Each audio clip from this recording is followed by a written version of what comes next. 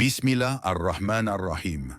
Assalamu alaikum wa rahmatullah wa barakatuh, chers frères et sœurs. Aujourd'hui, nous vous apportons une nouvelle bouleversante. Un avion transportant des pèlerins mauritaniens vers les lieux sacrés de l'islam s'est tragiquement écrasé. Il n'y a eu aucun survivant. En ces instants de douleur, de tristesse et de sidération, il est de notre devoir en tant que musulmans de réfléchir profondément à cette épreuve et d'en tirer les leçons qu'Allah nous envoie. Selon les premières informations, l'appareil transportait des pèlerins mauritaniens en route pour accomplir le Hajj, le 5e pilier de l'islam. Ses frères et sœurs avaient tout quitté, répondant à l'appel d'Allah, et proclament le pèlerinage auprès des gens. Sourate Al-Hajj, verset 27. Mais le décret divin en a décidé autrement. L'avion s'est écrasé dans des circonstances encore non élucidées. Les secours n'ont trouvé aucun survivant. Inna lillahi wa inna ilayhi raji'un. Nous appartenons à Allah et c'est à lui que nous retournons. Mourir sur le chemin du Hajj, quelle mort plus noble que celle d'un cœur dirigé vers Allah, d'un corps fatigué par le voyage de l'adoration, d'un esprit envahi par la quête du pardon. Le prophète Mohammed nous dit: celui qui meurt en accomplissant le Hajj ou la Omra, il lui sera inscrit la récompense complète de celui qui l'a accompli, et il sera exempté du châtiment. Rapporté par Al-Tirmidhi. Ces âmes ne sont pas mortes dans l'insouciance. Elles étaient dans un état de purification, de détachement, de spiritualité.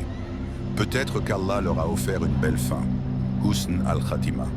Peut-être qu'il les a appelés à lui au moment où leur sincérité était la plus forte.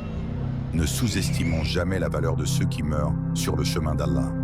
Cette tragédie est aussi un message pour nous qui sommes encore en vie. Frères et sœurs, combien d'entre nous planifient leur vie sans jamais penser à leur mort?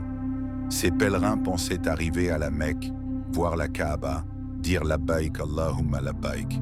Mais le destin en a voulu autrement. Allah nous dit dans le Coran: nulle âme ne sait ce qu'elle acquérera demain, et nulle âme ne sait dans quelle terre elle mourra. Sourate Luqman, verset 34. Es-tu prêt, toi aussi, à rencontrer ton Seigneur si ton heure venait subitement? As-tu purifié ton cœur? As-tu demandé pardon? As-tu accompli ce qu'Allah t'a ordonné? Ce drame n'est pas un simple fait divers. C'est une invitation au réveil. Nous demandons à Allah, le miséricordieux, d'accueillir ces croyants parmi les martyrs, qu'il leur accorde la lumière dans leur tombe, qu'il les ressuscite parmi les pèlerins agréés et qu'il fasse d'eux une cause de réveil pour notre communauté. Ô Allah, sois miséricordieux envers eux, pardonne-leur, élève leur degré au paradis et accorde à leur famille la patience et la paix intérieure. Amin ya Rabbal Alamin. L'épreuve est douloureuse, mais notre foi nous enseigne que chaque décret divin contient une sagesse. La mort ne sépare pas les croyants, elle les unit dans l'au-delà.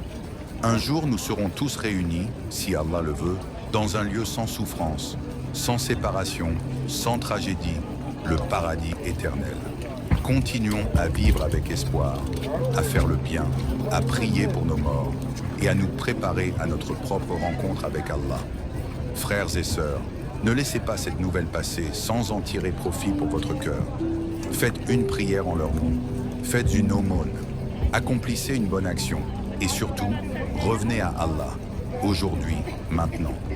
Car demain peut être trop tard. Si cette vidéo vous a touché, partagez-la autour de vous. Abonnez-vous à la chaîne Lumière de l'Islam pour des rappels réguliers, sincères et profonds.